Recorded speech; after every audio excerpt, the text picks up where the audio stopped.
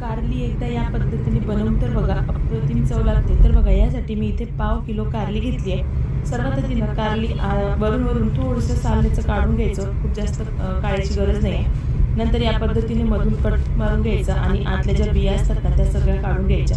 तर मी सर्व कारलीमधल्या अशा बिया आहेत ना त्या काढून घेतलेल्या आहे आणि जी मोठी कारली असतील ते अशी 2 भागामध्ये देखील कट करून घेऊ शकता. आता एका प्लेटमध्ये ही कारली घातली, याच्यावर थोडीशी हळद आणि थोडंसं मीठ घालून घ्यायचं. आता हे हळद आणि मीठ आहे ना ते सगळं आपल्याला कारल्याला आतमध्ये वगैरे चांगलं हाताने लावून घ्यायचं आहे. सर्व कारली मी या पद्धतीने तयार करून घेतली आहे. आता मी इथे बघा कुकर घेतलेला आहे. आता अजून देखील आमच्या सिटीमध्ये गॅस सिलेंडरचा ना प्रॉब्लेम चालू आहे. आता तुम्ही माझी व्हिडिओज कुठल्या सिटीतून बघताय आणि तिथे सुद्धा गॅस सिलेंडरचा अजूनही प्रॉब्लेम आहे का, तुम्हाला कमेंट बॉक्समध्ये नक्कीच सांगा.